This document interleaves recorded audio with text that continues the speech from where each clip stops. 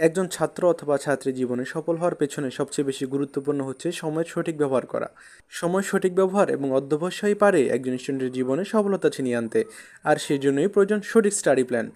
আসসালামু আলাইকুম সুপ্রিয় সপ্তম শ্রেণীর শিক্ষার্থী বন্ধুরা, আশা করি তোমরা সবাই ভালো আছো। রবিউল এডুকেয়ারের আজকের এই আয়োজনে সবাইকে স্বাগত জানাচ্ছি। সাথে আছি আমি রবিউল হক। তো কেমন হবে তোমাদের বার্ষিক পরীক্ষার আগের স্টাডি প্ল্যান, সেই বিষয়ে আজকে আমি তোমাদের সামনে একটি স্টাডি প্ল্যান অথবা পড়ালেখার রুটিন নিয়ে হাজির হয়েছি। তার আগে বলে রাখি, নতুন নতুন এই ধরনের ভিডিও পেতে আমাদের চ্যানেলে সাবস্ক্রাইব করে বেল আইকনটি বাজিয়ে দিও। আর যারা ইতিমধ্যে সাবস্ক্রাইব করেছো তোমাদের অসংখ্য ধন্যবাদ। তো চলে আসে আমাদের মূল আলোচনায়। একজন স্টুডেন্টের জীবনে সবচেয়ে গুরুত্বপূর্ণ হচ্ছে খুব ভোরে ঘুম থেকে ওঠা। তো শুরুতেই কথা বলবো তোমাদের ঘুম থেকে ওঠা নিয়ে। তো এখানে তোমাদের জন্য দেওয়া আছে ভোর 4টা থেকে সকাল 5:30টার ভিতরে তোমরা ঘুম থেকে উঠে, যারা মুসলিম তারা নামাজ প্লাস কোরআন তেলাওয়াত করলা, আর যারা অন্য ধর্মাবলম্বী তারা তাদের প্রার্থনা করবে।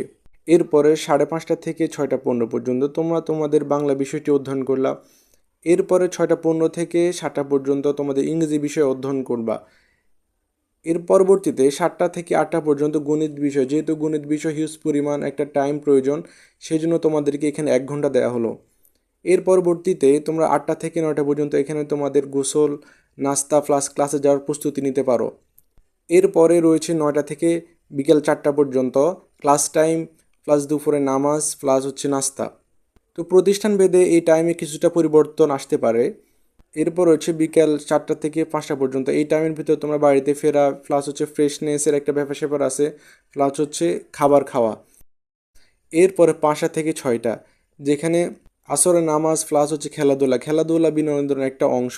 একজন স্টুডেন্টের জীবনে যেমন নিয়মতান্ত্রিক পড়ালেখা গুরুত্বপূর্ণ, তেমনি খেলাধুলা তার শরীরের স্বাস্থ্যের জন্য খুব ভালো হয়। এই কারণে খেলাধুলা অবশ্যই কিছুটা সময় খেলতে হবে, প্লাস হচ্ছে ফ্রেশনেস খেলাধুলার পরবর্তীতে।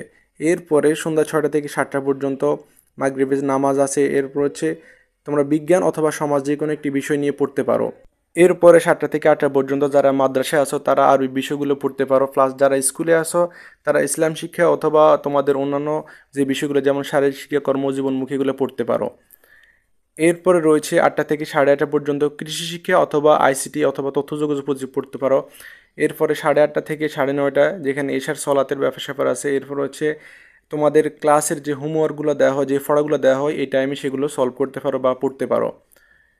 এরপরে 9:30 থেকে 10:30 পর্যন্ত তোমরা খাওয়া দাওয়া করবা, প্লাস তোমাদের পরিবারের সাথে সময় কাটাবা।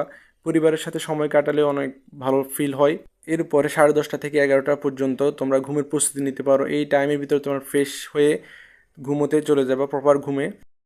এরপরে 11টা থেকে 4টা পর্যন্ত তোমরা ঘুমাবা। গভীর ঘুম গেলে শরীর স্বাস্থ্য খুব ভালো থাকে।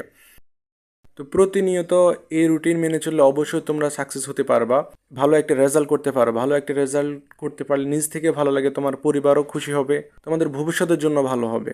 তো প্রিয় শিক্ষার্থী বন্ধুরা, দয়া করে তোমরা যেন খুব ভালোভাবে স্টাডি প্ল্যানটা কাজে লাগাতে পারো, ভালো রেজাল্ট করতে পারো। তো আশা করি আজকে ভিডিওটি তোমাদের ভালো লেগেছে। ভালো লাগলে অবশ্যই কমেন্টে জানাতে ভুলবে না। তো প্রিয় শিক্ষার্থী বন্ধুরা, আগামী ভিডিওর আমন্ত্রণ জানিয়ে আজকের মতো এখানে বিদায় নিচ্ছি। সবাই ভালো থাকো, সুস্থ থাকো। আল্লাহ হাফেজ। সালামু আলাইকুম রহমতুল্লাহ।